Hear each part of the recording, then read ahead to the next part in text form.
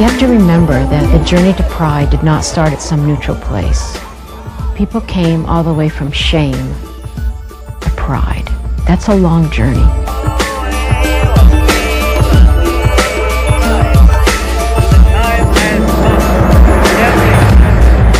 The military had latched onto a new theory that had been presented by psychiatry about we weren't really criminals, we were just mentally ill.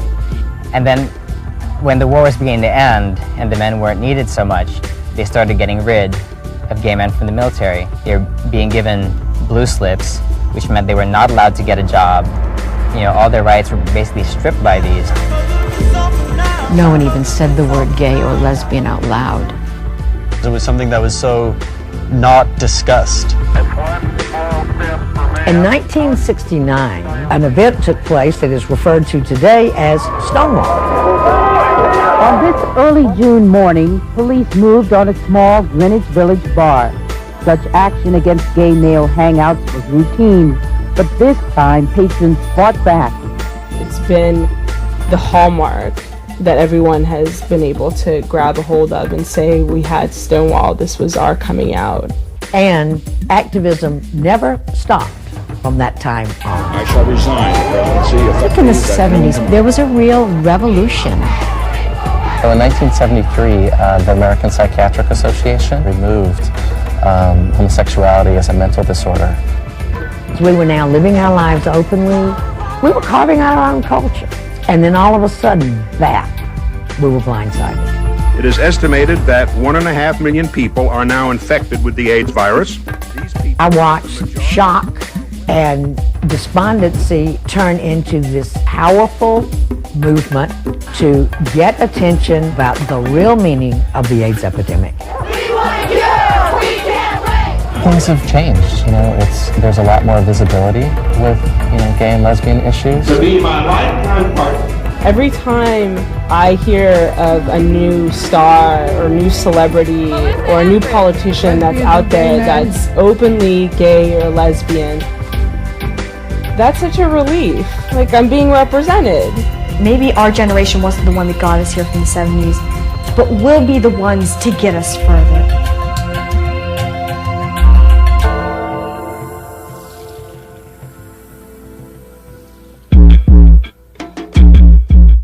The West Village in New York City, the Castro in San Francisco, places where gays, lesbians, bisexuals, and transgenders live and work peacefully and happily. But as you may have guessed, these are not typical neighborhoods in the United States.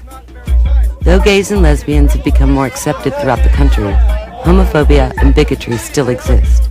You know, depending on where you are in the country, you know, it's not always safe to be gay. There are people who will throw rocks at you. There are people who will call you names. There are a lot of kids who use the word fag. Oh, fag is used all the time.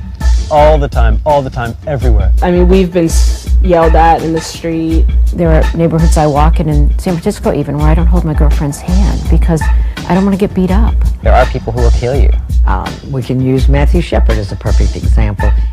Shepard's badly beaten body was tied to a wooden fence. Police say he'd been left for dead because he's gay.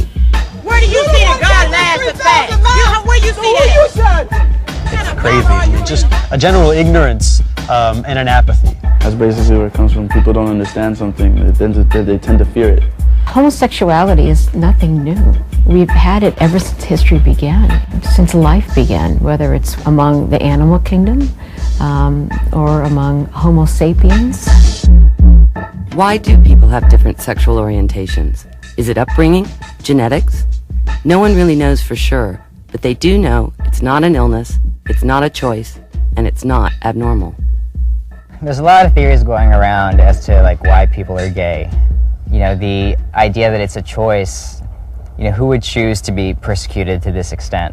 You know, the idea that there's something about the way they're raised. I mean, we're all most of us are raised by heterosexual parents.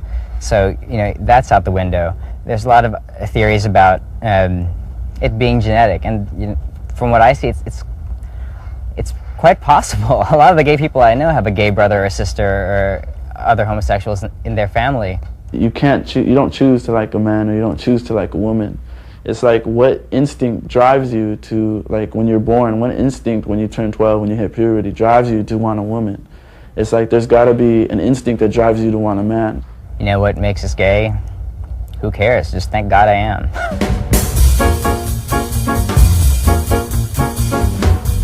There was a time when the word gay simply meant happy or carefree. But now, to most of us, it means homosexual. Homosexuality seems to be a term that's sort of more clinical. You know, I think that a lot of gay and lesbian people prefer gay and lesbian versus homosexual. I would consider myself a lesbian. Like if someone asks me now, like to this day, I'll go say that I'm gay.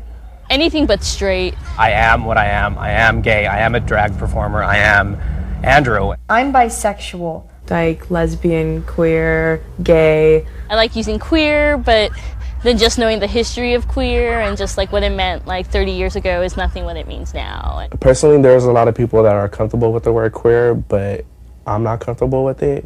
I think more and more the trend is to just use the initials and make it an acronym.